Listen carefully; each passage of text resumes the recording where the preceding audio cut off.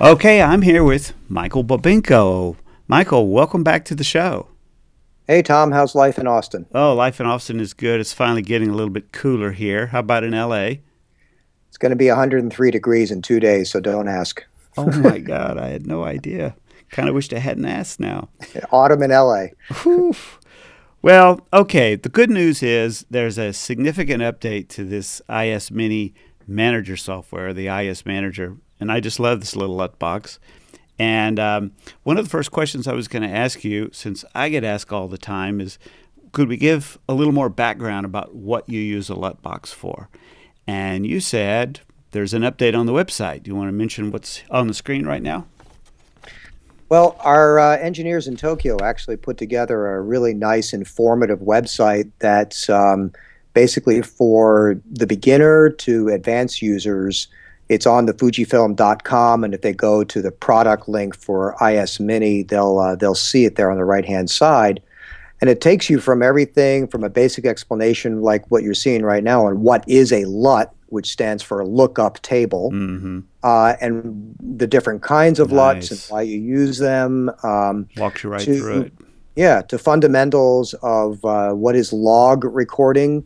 This is now something that pretty much every professional level camera on the market now records in what is known as log. And this is a great, easy explanation of what that is and why you want it and how it helps. Well, how cool is that? Well, that beats anything we could have said in the next half hour, so we'll leave that. I'll make sure that's also posted on the blog article. Okay, well then, let's get to the good stuff. What I want to do is get right to the updates to the IS Manager software because they are significant. Yep. And I'm going to just let you be the talker. I'll be the driver, and I'll have the comments and the oohs and ahs here. And this is like the first screen that comes up, I think. Actually, no, this is the first screen. Yeah, let's go back to the home screen. That's what you're met with when you launch the Mini Manager. And this and again, for everybody, this is free software. Yeah. You buy the IS Mini, but the software is a free download, as well as all the LUTs we'll get to later. We have thousands of LUTs. They're all free. And I just as a comment, I don't know of any LUT box that includes any kind of software anywhere near like this. Thank you. You're welcome. That's our true. engineers in Tokyo, to be credited, they work very, very hard. So the product itself now has been out for a year. Yeah. There has been the existing Mini Manager software, but this one, the version 2.2, is just being posted now. It's Windows and Mac, of course. The interface looks identical. So what you see is what you're going to see on either computer. Yeah, so, I've seen both. They look exactly the same. So the first thing you'll see over on the left side, you'll see the characters. That's the MAC address of the Mini that you have hooked up. If you double click on that, you get a little dialog box. You can actually give that a custom name. So you can address each IS Mini by a particular name. And this is useful for multi-camera situations. You know, you could say it's it's an Arri camera, or it's a Canon camera, or it's camera 1, 2, 3, whatever you want. So nice. And that name will be associated with that MAC address then until forever. So every time you plug in that Mini, it will see it as that. Sweet. So. All right. What's next? Well, so the Mini Manager software does a couple of different things. For one, it lets you choose LUTs to view with. So your incoming camera signal goes into the Mini, then it goes out to your monitor. We'll go through a LUT.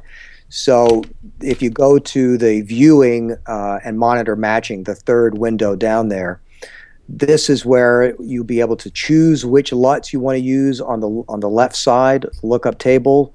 If you toggle that radio button, it activates it.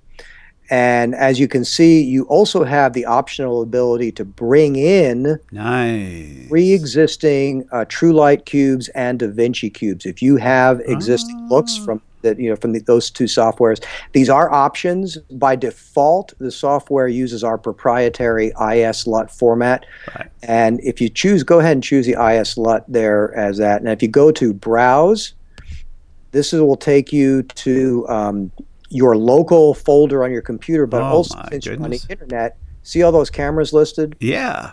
We have pretty much basically every kind of camera that exists in the market today. Everything from high-end cinema cameras to lower-end consumer regular HD cameras. So it looks like you haven't downloaded any of those. I haven't yet. But so if you go to click download, you get a package, and a package of LUTs for whatever that particular camera is. And the folders range from about 60 megs in size to about 160 megs in size, depending on the camera. And what you get is a mix of looks. And not only is it for converting from, say, the log output of the camera to just basic 709 or P3 or something like that, but we actually have, honest to God, film emulations that are both Kodak and Fuji negative film stocks. These are built on actual scans of the films themselves. So you can go old school. You can be shooting digital and make it look like film. Far out. All right. Well, that's phenomenal. Wow. Okay. Well, then back again, to this those screen. are all free. So yeah. So if you go back to that, so you'd be able to choose a lookup table on the left. So since you don't have any downloaded right now, I would just unclick that, unclick the LUT that. But the other thing is that what's the point of looking at lookup tables unless you know that what you're seeing on the monitor is accurate? Right. So on the right is where you'd be choosing a monitor calibration file. Now these calibration files live in your laptop to whatever your Mini is hooked up to. Yeah, I did one. And I think you've got one here that you did before. Right. We'll walk through how you do that in a minute. Cool. You click open, and you'll see that it now will instantly apply that calibration LUT that is immediately sent through the USB into the IS Mini. I was wondering about that. I did that. I thought, did it go there? Man, it does go there. Okay, yeah. The older one, you had to click a button to actually manually send it. Now it just sends it automatically. Okay, got it. So now what you're looking at is, so what is now going to appear on your monitor that is on the output side of the IS Mini is a completely accurate picture. Phenomenal. Yeah, I did an update on one of my Flanders just to see, which I thought was pretty well dialed in, but got it in a little closer. It definitely helps. I mean, even with top end monitors, I mean, it will tweak everything exactly where it needs to be. Phenomenal. But of course, the biggest help for something like that is for more affordable monitors that do tend to drift or simply don't have the most sophisticated color processing engines built into them. Right. Yeah. So let's go to why don't we go to the monitor calibration window, which is if you go back out. All right. Go down here. Yeah, actually, before we go there, no, I'll take it. Go ahead, go straight to that. Go straight to the manage monitor calibration. All right. Because I forgot there is a shortcut there that will take you to the setting window. Cool. So this is the window you would do where in the upper left-hand corner you say start the calibration process. But before you go there, you want to tell the software what your monitor is actually set to. So at the bottom there, you see it says go to setting. Takes you back to where this introductory screen. This is very important. So you'll see the rest of it is actually completely user friendly. You don't have to know anything about color management, but this is where you do need to know some things. So color space, one of the version 2.2, you'll see it now adds Rec 2020. Yeah. That's a brand new spec that's now out there. It's important. And on the left, you want to set whether it's legal or full range coming into the monitor. And then on the right, you want to set what luminance range, what luminance value you want your monitor be targeted to. Right. So 100 nits is the standard, but there are some graphics.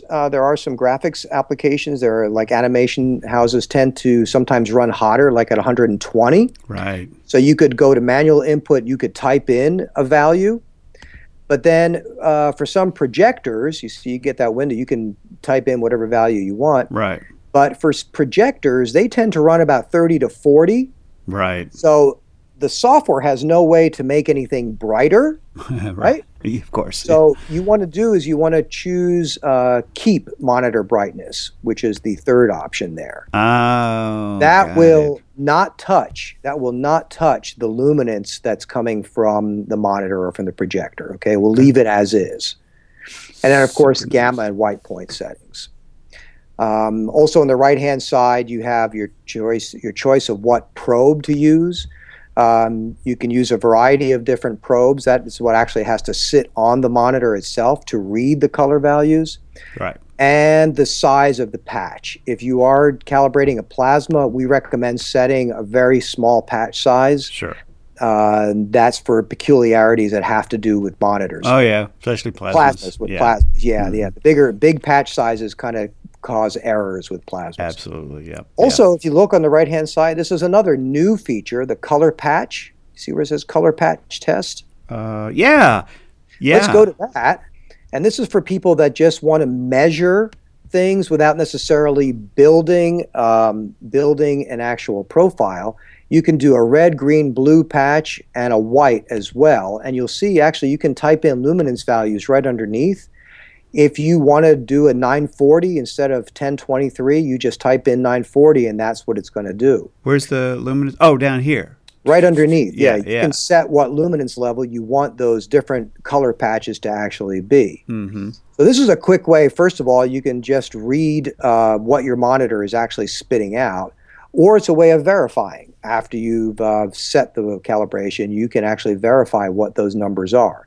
Wow, that's nice. That's entirely new. That's I a don't pro remember. level thing. Yeah, absolutely. Oh, okay. And where to next, Mike? Let's go. Yeah, so let's go ahead. So just you have it set to 709 2.2. It looks like. Yeah. So just say OK down in the bottom right hand corner, and we'll just actually walk through the monitor calibration function. We won't go through the whole thing, but Oh, okay. so Go back to that. All right. to your manager, yeah. Oh, That was the other. the manager. Okay, got it. All right. Start here. So we have set the we've done our settings. So for HDMI, we suggest clicking use below 64. Oh, really? That will actually give you better accuracy down in the shadows. And so Oh, if you just hit start calibration now, okay. and we'll see people, this is what they would be presented with.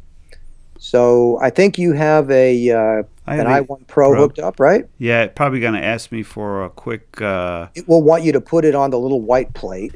So if you want to just take a second and put it on the little calibration tablet that comes with the i1 Pro. All right, we'll do that right And now. other probes have their own version of this. And okay. And so if you were able to see your monitor now would be showing that white square on the screen.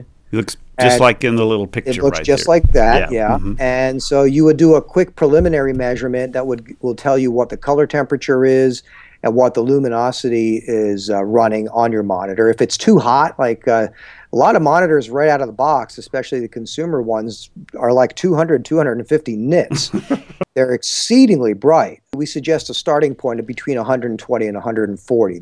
It's better to have it a little brighter because then the calibration is actually going to bring it right down dead nuts right onto 100 for you. Oh, okay, got it. I see. All right. So go ahead and hit the middle button. Oh, yeah. Okay. Yeah, to move to the next. And this is now where the user gets a choice of how many color patches to use. So ignore that right one on the right. That is for certain projector applications. It takes several hours. But for 95% of the monitors out there, the quick is perfectly adequate. And it takes, here we go. Here's a cool thing. It takes only about 10 minutes. Yeah. Right, I tried that. Yeah. It's really, really good. Now, for plasmas, we strongly recommend using the middle patch. And also for older LCD and lower end monitors, having the extra set of measurement points is very, very helpful. Cool. The evaluation is an optional thing. What that does is it gives you kind of a histogram readout. It actually will tell you if you've got a lot of errors in your monitor or not. It's something you can skip. If you say no, it shaves a couple of minutes off of the process. But then, of course, then in the file name, you would just type in something usable. You know, you would say like the monitor name and what model number it is, maybe what gamma you're set to, because this file is going to live in your laptop. And so you can recall it whenever you want. And so especially for DITs that own more than one monitor, or Oh my rental gosh. houses, Rental houses. houses that have a bunch of monitors, right? Yeah, So right. if they're going to send a mini out with the rental, with their rental monitor, they can simply call up their monitor cal, apply it, and it Right. goes out the door, and it's all ready to go. So basically, at that point, you just click the go, and it just starts putting up color patches. This is where you go and get a cup of coffee, and you just come back, and it's all done for you. You don't have to tweak any settings on the monitor, and that's why I said it's so ridiculously easy. It's that, we've sold hundreds and hundreds of these already. We have major post houses in Hollywood that are using these as well. So here's something very interesting. Now, this is a new feature again. Notice in the bottom right hand corner, there's right there, it says export as LUT. So you've built this calibration lookup table. Yeah. And it's going to live in your computer. But go ahead and click that export as LUT, and this is brand new. Oh my God. You can export that calibration LUT if you don't want it sitting in the Mini, but you actually want to put it into a Flanders monitor. You can have it do exactly that. It will export that, and now you can USB it right directly into the Flanders monitor.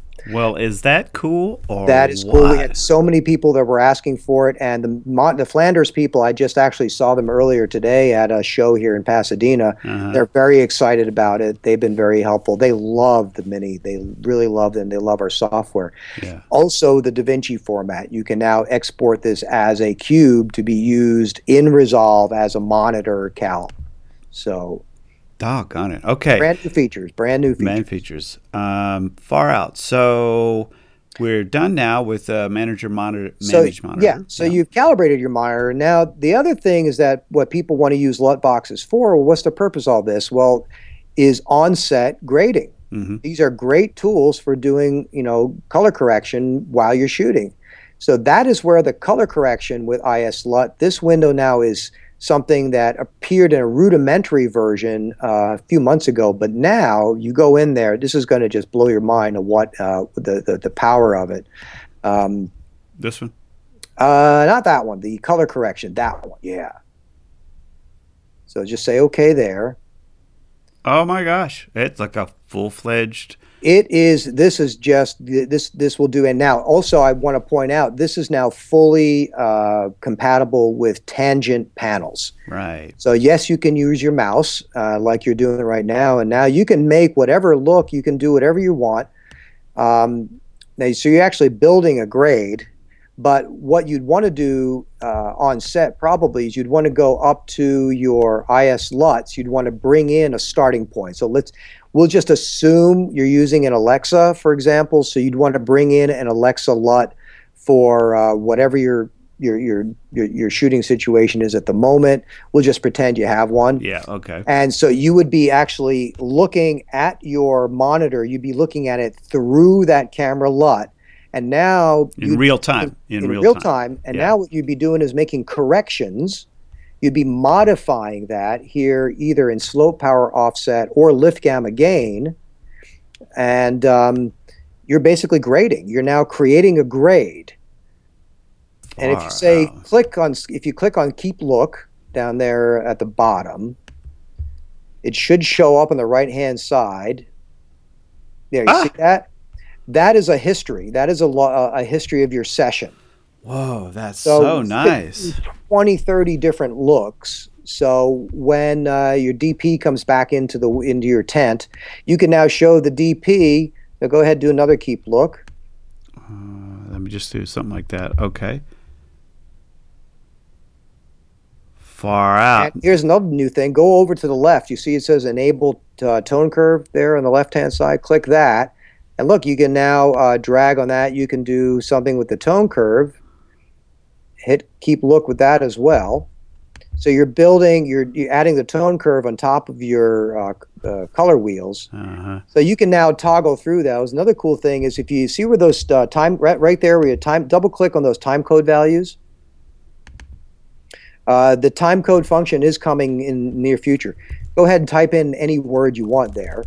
So this is you could type in a descriptive name for that particular look. Okay. Well, that's And there fine. you go. See? So now Yeah. you've named that look. Now, this is, again, you haven't actually done anything with it. You're just saving it in your history. Sure. You could save that session by hitting the save button, and then you could recall it later. Like a week later, you can come back, and everything you've done here, you can reload it. Okay. Okay? Yeah. So all your experiments, you can come back to them later. Wow. This is super nice. Super nice. And right there, that is for trackball sensitivity. Right. That's and nice. then range is going to affect the values, wide, normal, narrow. Affects how many values you have in your slope, power, offset Okay. parameters. All right. You can have a very narrow range. You can have a very wide range. Yeah, or normal range. Yeah.